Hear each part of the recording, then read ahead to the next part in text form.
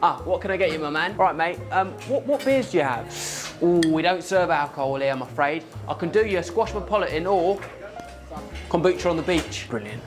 Do you do fruit shoots as well? Yep, coming right up. I was being sarcastic. I'm Munya Chawawa, and I'm here to ask, what if dry January lasted forever?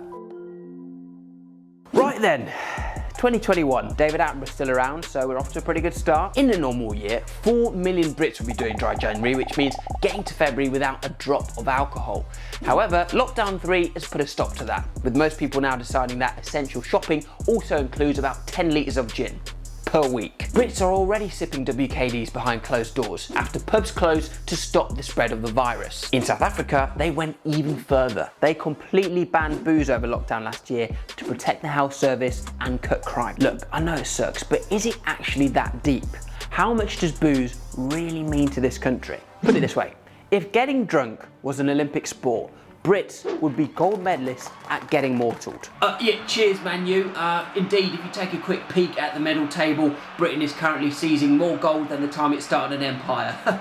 We're currently coming first at necking kebabs, necking each other, and trying to neck the Uber driver. And someone's just been sick on my shoe. Back to you, Man U. Alcohol is an inhibitor. You know, it numbs the pain of everyday life. You know, when I drink, just for a second, I forget the true horrors of this world, like my hairline. It does help people become more calm and confident, but it is also a depressant. However, it does lower sexual inhibitions, you know, from mingling with the opposite sex. But it does also lower other things.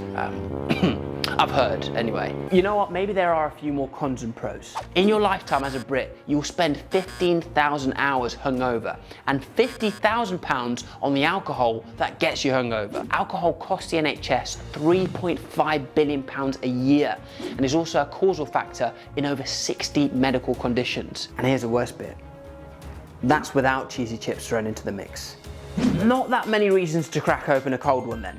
But if alcohol does all that damage when we do drink it, what happens when we don't? Let's use South Africa as a case study where they actually banned alcohol over lockdown. Now, they did this to fight the virus, but also to stop drunken behaviour like, you know, fighting, stealing, weeing in your own wardrobe at 1 AM, because we've all done that, haven't we? We've all done that. Trust me, we have. And to be honest, it sort of worked. Trauma admissions to some hospitals went down by 50% and the murder rate went down by 63%. But the big question is, was the ban worth it?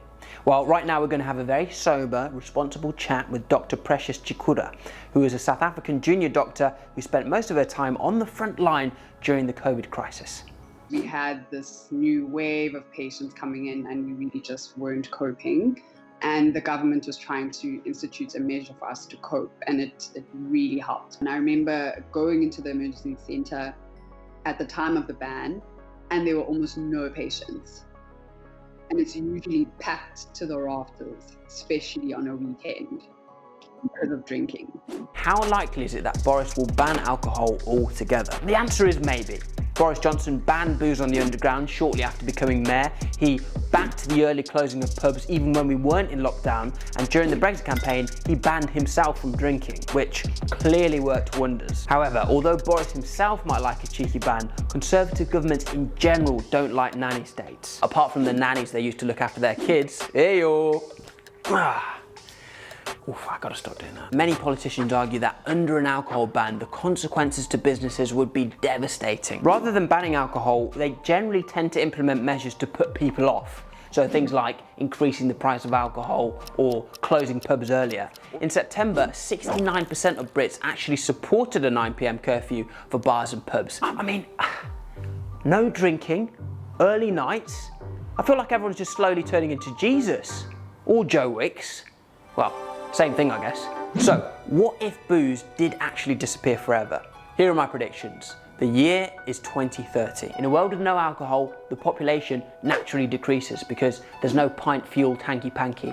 Instead, the streets are a teetotal utopia with young people roaming about drinking kombucha. Old people hate this new society of sobriety and have instead found a way to make beer using fermented Greggs sausage rolls, and they then sell that beer on the black market. Hardcore drinkers have made their own drinking havens on offshore islands where the likes of Tim Martin from Wetherspoons and real ale fan Nigel Farage are exiled from most of the year. like a cross between Club Tropicana and the Isle of Gammon. Waking up knowing I won't bump into Nigel Farage on a mad night out in Peckham, now that is something I can definitely raise a non-alcoholic glass to.